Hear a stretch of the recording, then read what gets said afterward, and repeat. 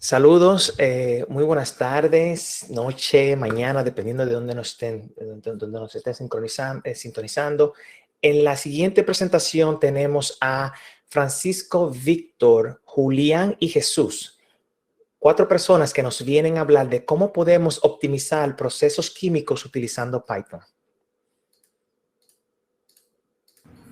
Saludo Julián, saludo Jesús, saludo Víctor, saludo Francisco. Muchas gracias por tomarse el tiempo de prepararnos este material, el cual nos van a presentar, y les dejo el stage para que ustedes sean de aquí en adelante los que tengan el mando. Perfecto, muchas gracias. Muchas gracias, Andrés.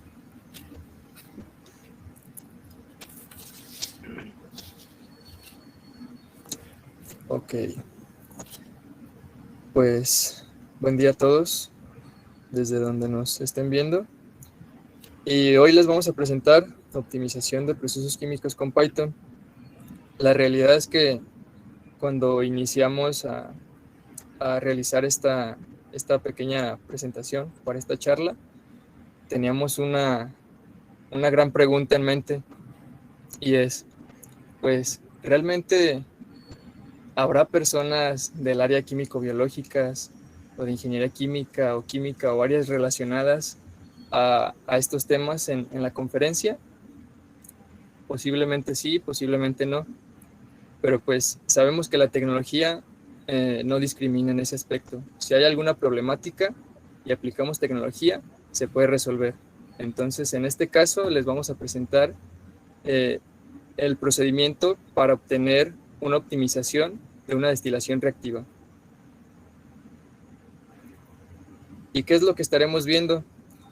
Son 6 puntos fundamentales. Primero, un poco de nosotros, una introducción breve, Aspen Plus, procesos y la relación de Python con Aspen Plus y los procesos químicos que vamos a estar realizando. Y sobre todo, las áreas o el nicho de oportunidad que podemos tener al aplicar tecnología y específicamente Python en este tipo de aplicaciones industriales. Y bueno, ¿quiénes somos? Yo me presento, soy Jesús Armando. Actualmente funjo como lead en uno de los Google Developer Student Clubs por parte de la Universidad de Guanajuato, y también actualmente formo parte del grupo de coordinadores de una comunidad llamada Future Lab. Bueno, yo soy Víctor, actualmente funjo como supervisor de seguridad en el área de un proceso químico. Se puede ver acá atrás justamente el área de una pequeña área de los hilos, y pues también yo funjo como parte de este equipo que nos encargamos de investigación sobre procesos y optimización en general.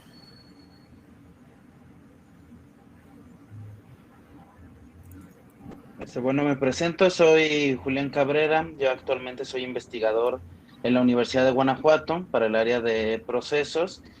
Son muchas áreas de las que realizo para la investigación, particularmente pues la parte de optimización de procesos. Particularmente, bueno, Armando, que había sido estudiante, y él un poquito más inmiscuido en el área de programación en Python.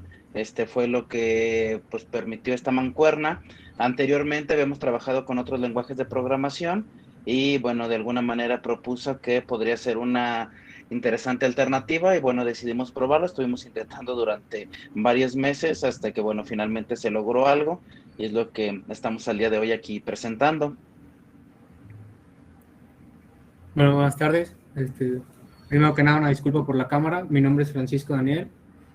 Yo actualmente soy estudiante de la Universidad de Guanajuato, y anteriormente ya había trabajado o colaborado con el doctor Julián y con mi compañero Víctor para procesos precisamente de optimización o simulación de procesos.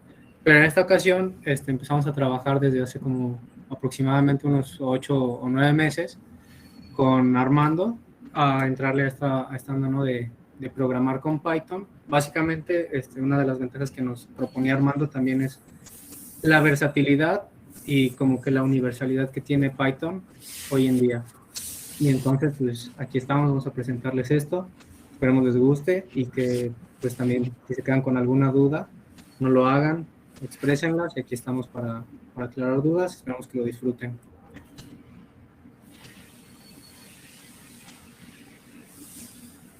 Bueno, pues vamos a empezar con saber cuál es el caso de estudio, cuál es el enfoque que tenemos los ingenieros químicos.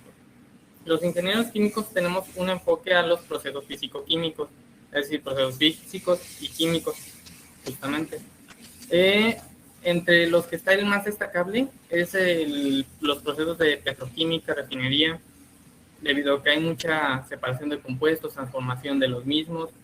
Sin embargo, tenemos otras áreas de oportunidad o áreas de trabajo, como por ejemplo lo son el área alimenticia, la farmacéutica, materiales, ya que en el área de alimentos es producción de bebidas, tanto alcohólicas, no alcohólicas.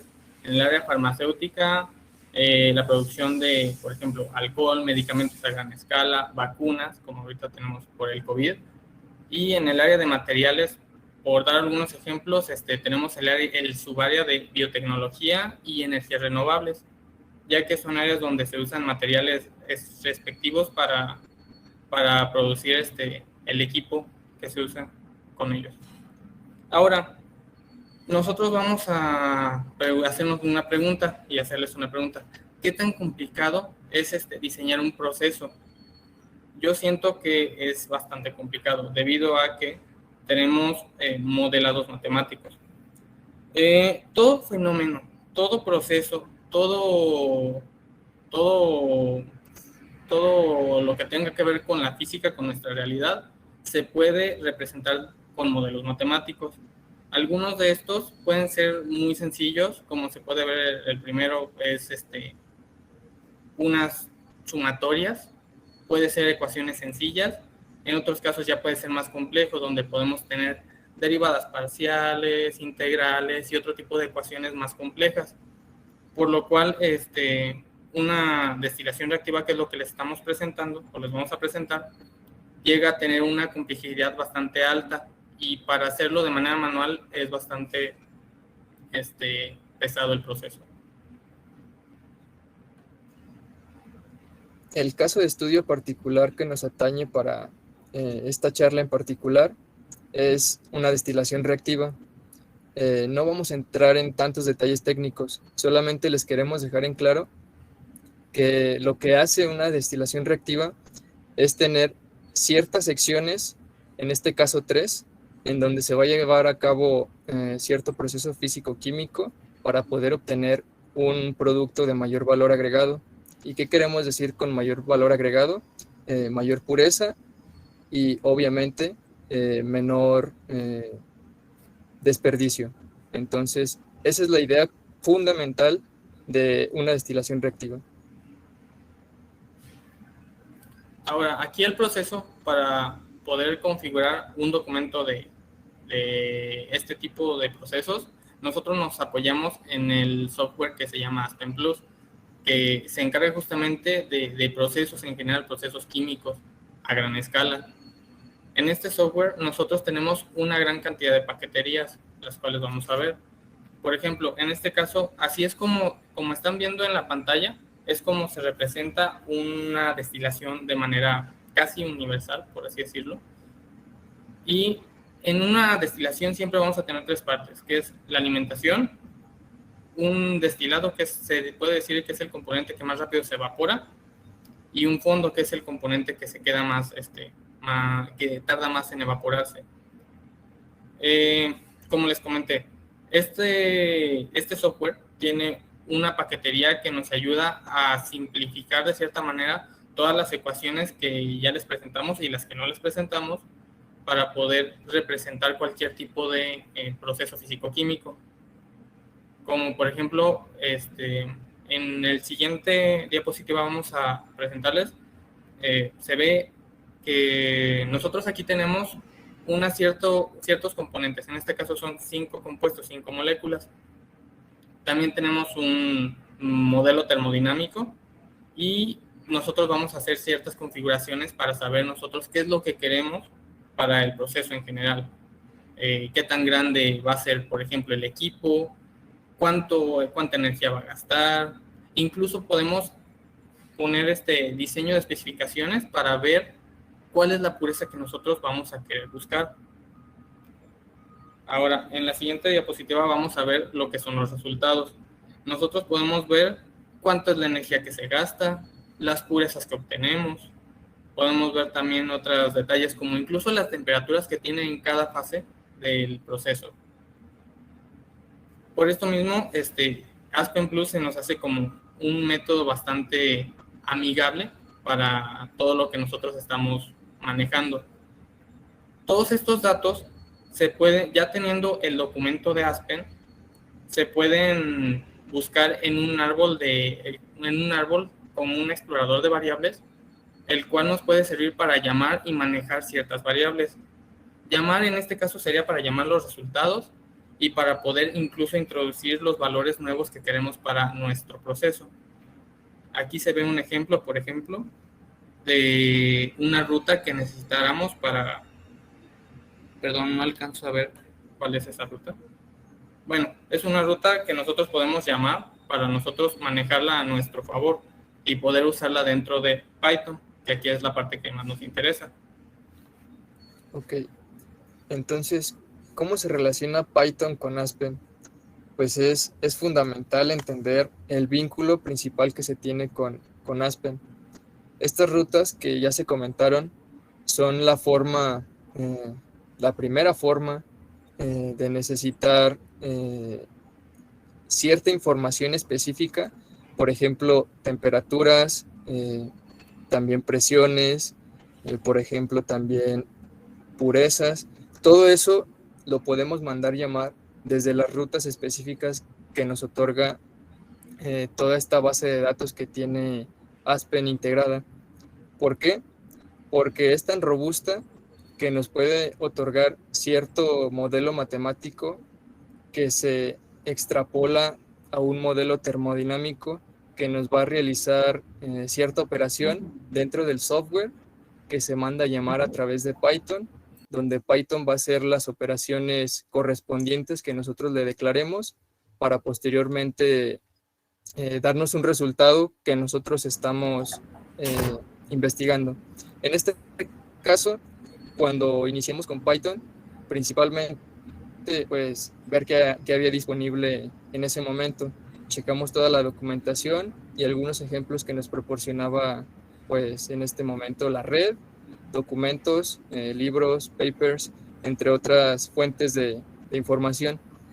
Y las principales paqueterías que encontramos referente a química o procesos químicos son las siguientes: ChemPy, PyOmo, Aspen y PyPy. Pero vimos que las necesidades que nosotros teníamos para este caso en particular pues no se satisfacían con ninguna de estas paqueterías, porque una se refiere a cuestiones estequiométricas, otra para optimización, pero no estaba la optimización o no se relacionaba la optimización que nosotros estamos realizando. Entonces tuvimos que echar mano a código para poder empezar a solucionar esa problemática que teníamos.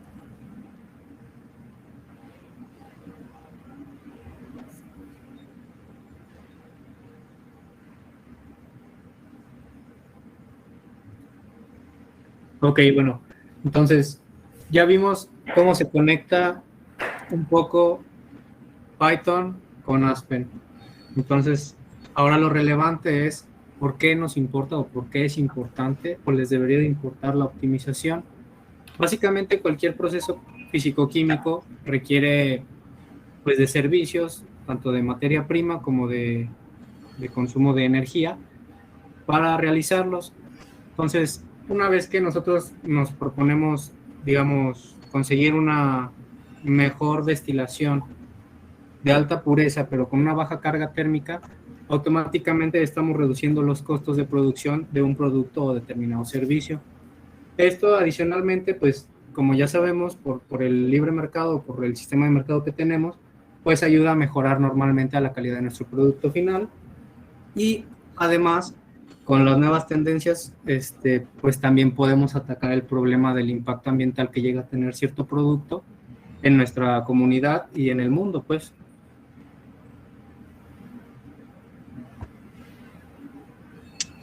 Ok, muy bien. Entonces, bueno, la situación con optimizaciones, como ya mencionó Francisco, la optimización nos ayuda, nos da beneficios directos en cuanto a la reducción de costos, a buscar mejores valores, mejor calidad de un producto. El problema es el trasfondo que implica la optimización. Y si recordamos un poco sobre lo que mencionaba Víctor, pues nosotros podemos representar todos estos modelos, todos estos procesos, todas estas fenómenos físico-químicos a través de ecuaciones. El asunto es que las ecuaciones en sí mismas no son sencillas.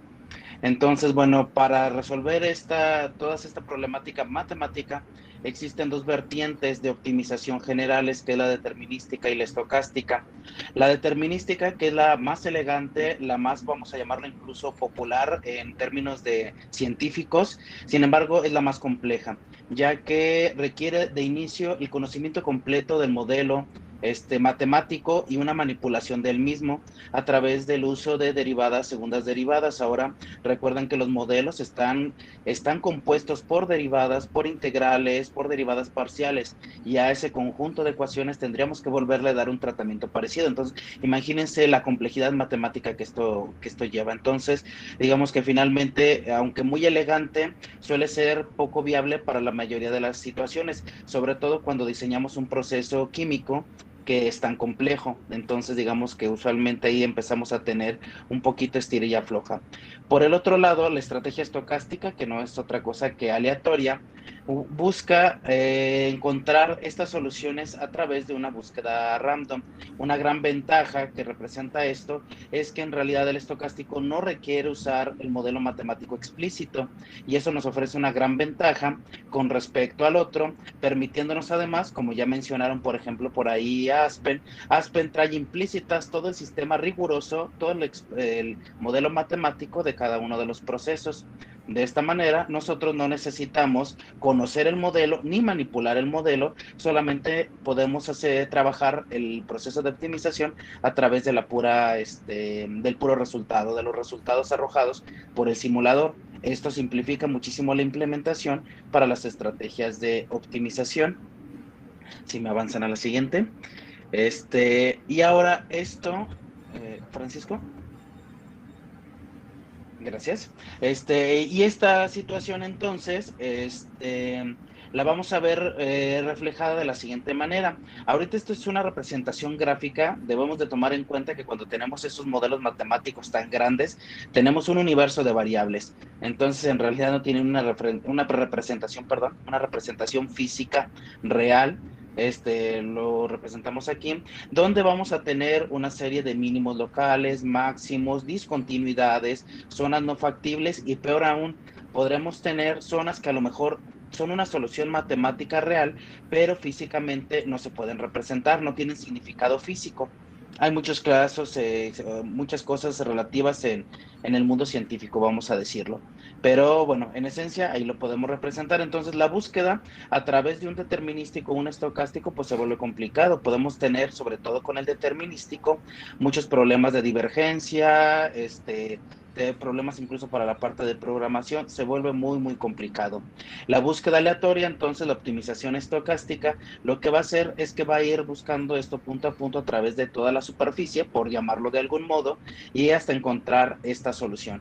Obviamente, bueno, solamente para ya no entrar en cuestiones técnicas, lo llamamos como una búsqueda así aleatoria, pero desde luego es también una estrategia matemática que requiere sobre cómo se selecciona el mejor valor, el peor valor, cómo se van descartando, si se toman, si se rechazan, etcétera, ¿no? Pero digamos, en esencia, para que nos quede claros, es una búsqueda ahí, digamos que es una pequeña pelotita que está brinque y brinca entre toda la superficie hasta que finalmente encuentra su estado más bajo, el más profundo, y deja entonces de moverse. Básicamente así es como funciona los algoritmos de optimización, y sobre todo los algoritmos de optimización estocástica.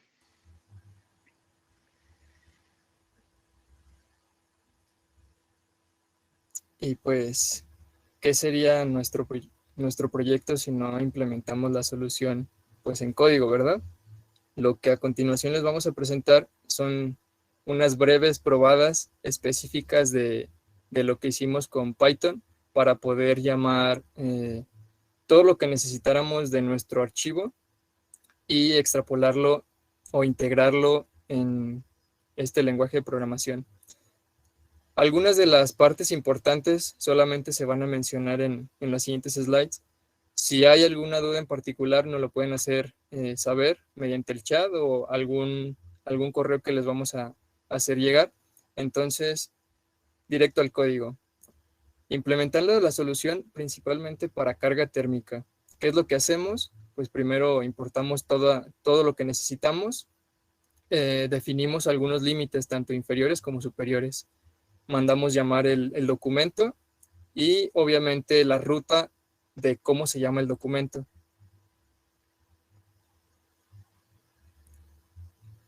Algunas de las funciones que realizamos para poder determinar la carga térmica es principalmente definir cuáles son las zonas en las que va a estar interactuando cada una de estas secciones reactivas para poder determinar cierta pureza de nuestro componente. Entonces, por ahí tenemos algunas operaciones que nos determinan las secciones en las cuales puede estar trabajando nuestro algoritmo. Y obviamente algunas restricciones, porque independientemente de que estemos escribiendo código, está la parte física, química y de convergencia de nuestro modelo matemático. Entonces, si no se cumple primero esa condición, nos va a tirar muchos errores. En la parte de algunas condiciones que le pusimos a nuestro código, pues obviamente era determinar carga térmica, la pureza de cierto compuesto, que en este caso nos interesa el silano, y el reflujo. El reflujo es algo muy, muy técnico de la parte operacional o del proceso como tal, pero lo que quiere decir es que nos va a dar cierta alimentación a lo largo de nuestras secciones para poder alcanzar esas condiciones termodinámicas a las cuales estamos trabajando.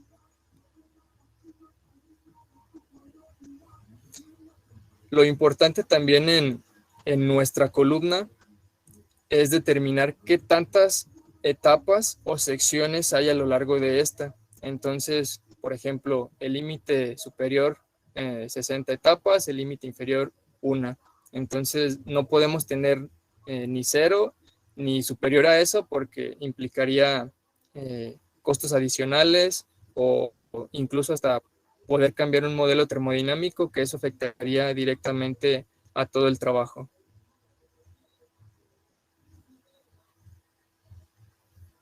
Algunas de las cosas que se toman en cuenta, obviamente, son las iteraciones que va a estar haciendo nuestro código, los reannealing.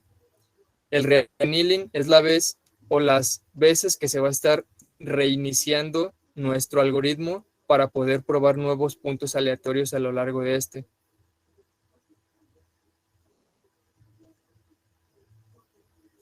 La columna, pues en esta columna debemos de definir cuestiones físicas como presiones, cuestiones de temperatura, tanto en estados físicos, por ejemplo, vapor. También debemos de definir las cargas térmicas del reboiler. El reboiler es la parte inferior de nuestra columna, que es la que va a estar alimentando de cierto calor o de cierta energía para poder cambiar de fase a lo largo de nuestra columna.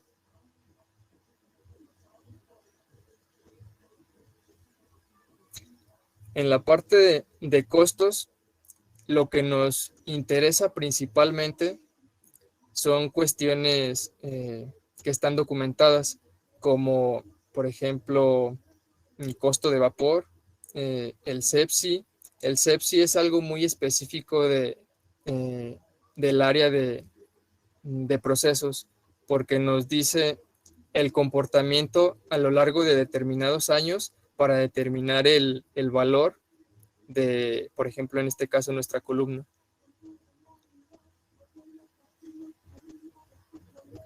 Algunas de los ciclos o de los condicionales que pusimos a lo largo de esta están basadas principalmente en propiedades físicas o termodinámicas, que es lo principal o el núcleo del proceso que estamos analizando.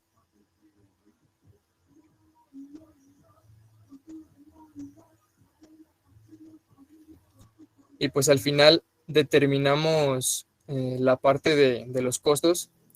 Estos costos se calculan mediante las secciones o lo que contiene el equipo, así como los servicios. Estos servicios están determinados también por el vapor, por el costo del agua. Entonces, todos estos datos que se definen o que se definieron previamente en el código son fundamentales para poder hacer una proyección de lo que sería el costo global o total de un proceso con determinadas características.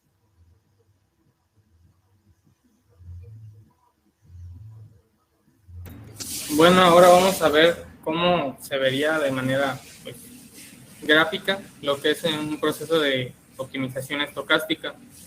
Vamos a ver cómo va pasando el tiempo y va encontrando diferentes resultados. En la gráfica 1 tenemos los resultados que han sido aceptados, los resultados que se consideran válidos. En la gráfica 2 tenemos la pureza del componente que tenemos que estar controlando. En la gráfica 3 estamos viendo lo que es el componente que se está... Ahora sí que de todos los resultados aceptados, ¿cuál es el que ha tenido el menor valor? Y en el cuarto cuadrante nosotros podemos ver lo que serían las variables, cómo se van moviendo. Ahorita se puede ver que es un movimiento bastante amplio entre variable y variable. Por ejemplo, en algún caso, los valores normales del primer valor, puede ser de 0.1 y después subir hasta 0.99, después volver a bajar a 0.5, después sube a 0.6. El chiste es que debe de esa variación que tiene va disminuyendo conforme el proceso va estabilizándose. Esto es lo que se está buscando y después se realiza el reannealing, que es lo que comentó mi compañero Armando, que es justamente volver a empezar con esa variación más amplia, por decirlo de una manera, para poder volver a buscar otro valor más óptimo y otro valor más óptimo. Y eso es lo que nos va a ayudar a encontrar y lo que es el mínimo global de una manera bastante más rápida que podría haber sido, por ejemplo, estar realizando nuevos archivos, ya que esto nos da los diseños nuevos y si son convergentes, si no son convergentes, si tienen errores o si no tienen errores. Posteriormente, cuando estamos acabando, ya el proceso se para y podemos nosotros ver cómo de más de 10,000 kilowatts, que es lo que estaba manejando al inicio, nos bajamos hasta 500, poquito menos de 500 kilowatts. Entonces, aquí lo que estamos viendo es que en el quinto modelado es en el que nosotros tenemos una convergencia prácticamente buena. Al checar nosotros los archivos de Aspen, nosotros corroboramos que realmente tenemos una convergencia correcta, que el modelo no está funcionando de manera normal. Pero esto es lo que nosotros hacemos. El proceso se llevaba antes en una plataforma de un software que se llamaba MATLAB en combinación con Excel y con las macros de Excel. Sin embargo, este proceso llegaba a durar semanas o incluso un mes, 2 meses, dependiendo de qué tan complejo sea el proceso de Aspen. Nosotros con Python esto lo pudimos reducir a cuestión de el 20% del tiempo que se gastaba de manera original. Entonces, pues este es el proceso de optimización que nosotros estamos manejando.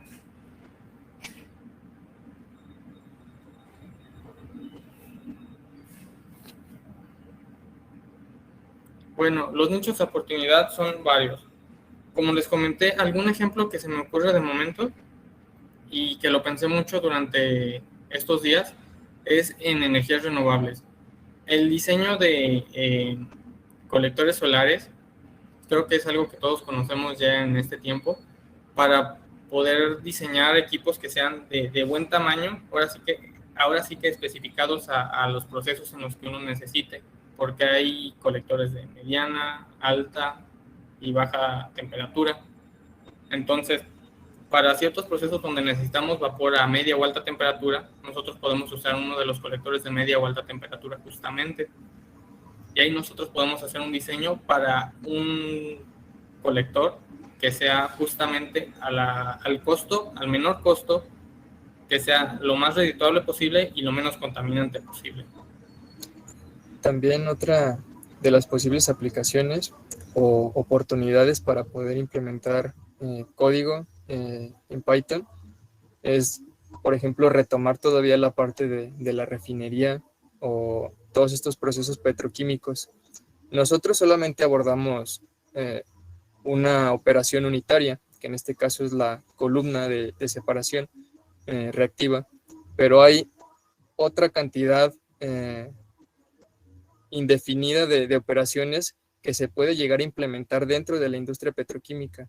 Entonces, hay un amplio panorama para poder aplicar tecnología, no necesariamente Python, pero sí hay mucha oportunidad para poder aplicar código y poder automatizar procesos, que es lo que nos interesa como ingenieros químicos de este lado de la parte tecnológica.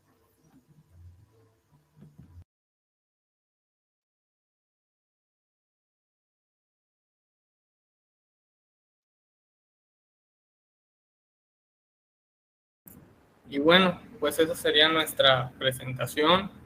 Cualquier duda, pregunta, comentario que tengan es el momento para realizarlo. Estas son nuestras redes sociales. Cualquier cosa que necesiten también nosotros estamos a su total disposición. Y pues no sé, estamos esperando algo.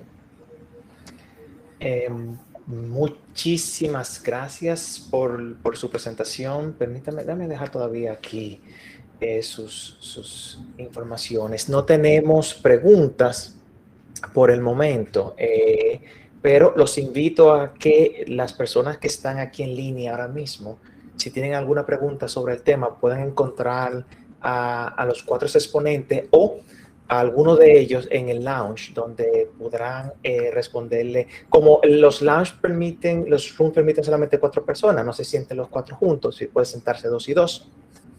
Y así permiten a que otras personas vengan y ustedes tengan tiempo de responderle cualquier duda. Les decía al inicio de la charla que tenía la duda de la incógnita de cómo iban a manejarse 4 personas. Sabemos que una charla con 2 personas es un reto, 3 personas ya es difícil, 4 personas, pero lo hicieron muy bien. Es un tema no muy convencional para que no los vemos todos los días. Regularmente se habla de web, de móvil. Aquí vimos un approach totalmente diferente, pero muy buen al punto. Muchas gracias nuevamente a cada uno de ustedes. Espero que tengan un feliz resto del día y nos vemos más tarde. Muchas gracias, Andrés. Muchas gracias, Andrés. Igualmente a todos, que tengan un excelente resto del día. Muchísimas gracias y esperamos que les haya gustado. Cualquier duda, pues aquí están nuestras redes, como ya dijo mi compañero Víctor. Y de igual forma, como dijo Andrés, pues los esperamos un ratito en el lounge. Por cualquier duda que tengan, aquí estamos. Muchas gracias. Gracias. De hecho, bueno, si me permiten añadir unas últimas palabras, justamente por lo que acabas de mencionar, Andrés, estamos muy acostumbrados a otro tipo de información con el manejo de Python. Para ser honesto, yo estaba muy renuente en un inicio a trabajar con Python porque no es un lenguaje de programación que esté asociado al mundo científico, para ser honesto. Entonces, dijimos, pues, ¿qué tanto puede ofrecer, no? La verdad sí fue un reto, sí hubo partes en las que nos tuvimos que estar peleando, pero al final sí, al menos se ofreció ventajas bastante grandes y creo que incluso por el mucho conocimiento que tengo, casi nadie dentro del mundo científico y mundo de la ingeniería, por ejemplo, ingeniería química en particular, usa Python.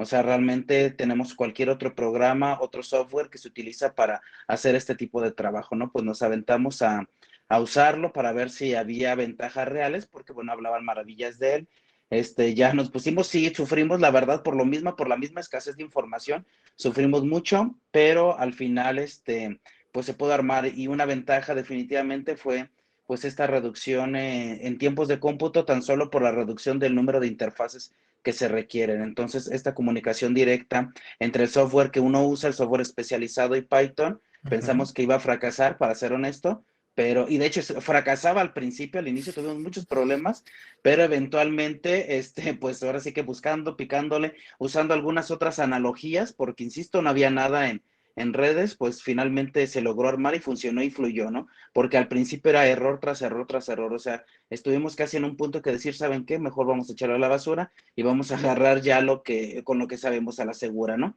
Sin embargo, bueno, Armando es un poquito obstinado, él es el que aquí tiene el alma de Python ya bien marcada, entonces pues se siguió trabajando con esto hasta que finalmente salió. Entonces, pues los nichos de oportunidad son tremendos. O sea, lo que nos deja en claro esto es que Python sí, a lo mejor todavía no es tan popular en esta área, pero sí se puede, o sea, se puede trabajar con ello. Yo creo que abre una puerta bien grande.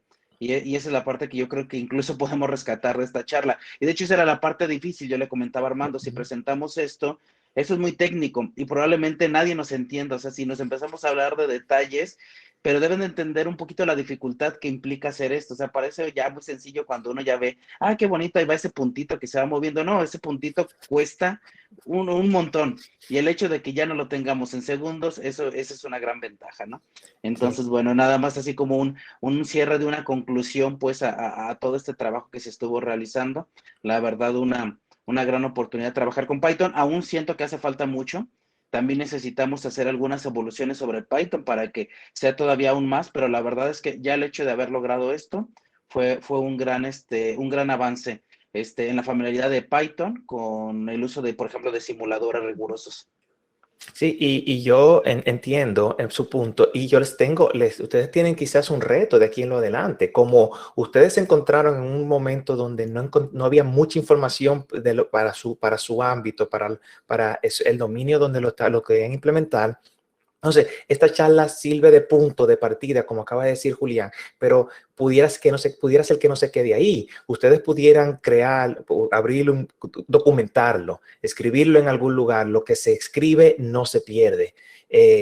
Hacer blog y poniendo entrada de las cosas que ustedes fueron enfrentando en cada uno de los pasos cuando intentaron hacer la implementación. Entonces, denle mente, y quizás es algo que ustedes pueden hacer el próximo año en PyCon Latam, que quizás sea presencial, pudiéramos tener a otra persona que quizás sea del mismo dominio y que el conocimiento que adquirieron de ustedes, empezando por esta charla y los siguientes temas que ustedes fueron publicando, les sirva de entrada. Entonces, denle mente, quizás sea algo que sea fructífero para la comunidad.